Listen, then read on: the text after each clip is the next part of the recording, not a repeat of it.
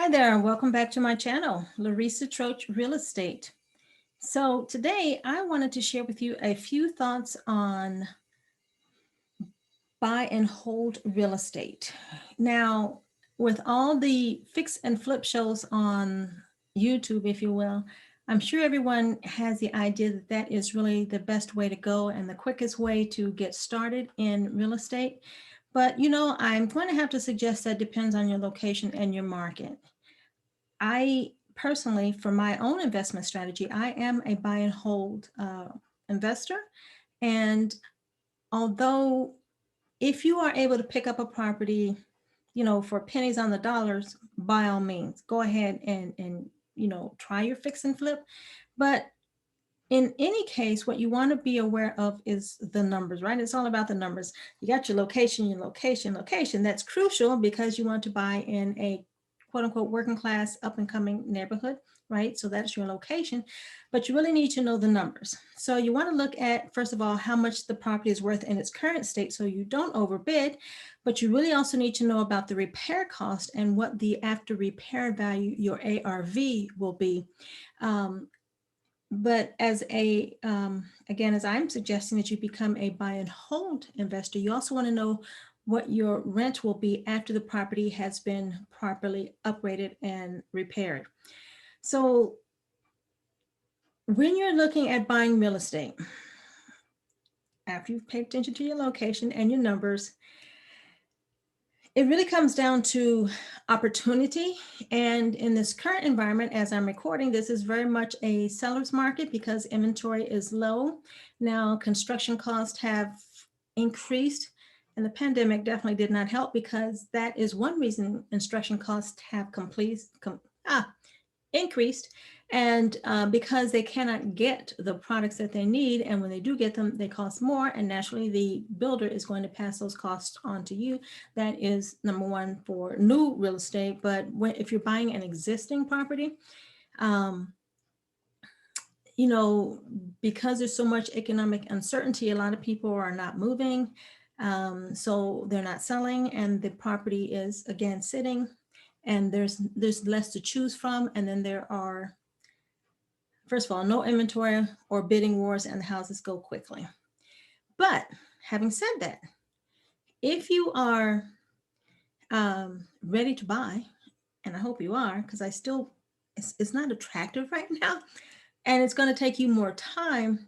But if you are financially able to buy a property, I still highly recommend that you do get into real estate because there's so many benefits. Your property is going to increase. You can make money on the monthly rent income that you receive, and it allows you to boost your credit, and may help you qualify for additional property.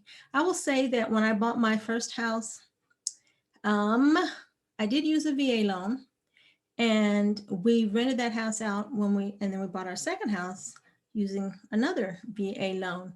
But after time, I was divorced and the house was mine. And when I sold that house, I used the proceeds to buy two more, which was a home of my own and a rental property. So if you hold onto your property long enough to build up equity, that again can finance your next purchase.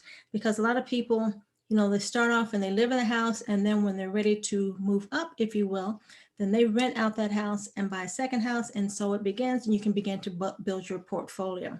So aside from the oversharing, there are many ways to get into a property. So I want to recommend that you give it some serious thought.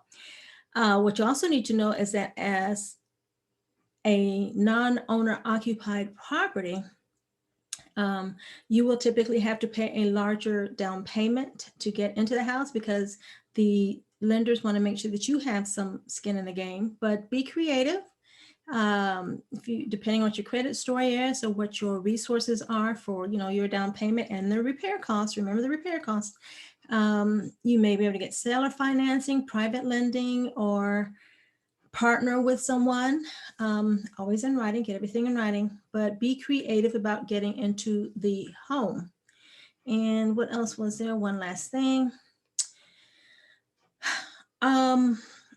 As I believe I mentioned that it is a seller's market, and so bidding wars are common again. It's kind of, real estate is cyclical. It does go up and down. And if you are lucky enough to live in a place where the properties are reasonably priced, which is not what we call California, they're not reasonably priced right now. Almost, I shouldn't say that, I'm generalizing. In the Bay Area, properties are very expensive. And then people with money are moving further and further out because they're chasing the affordable home.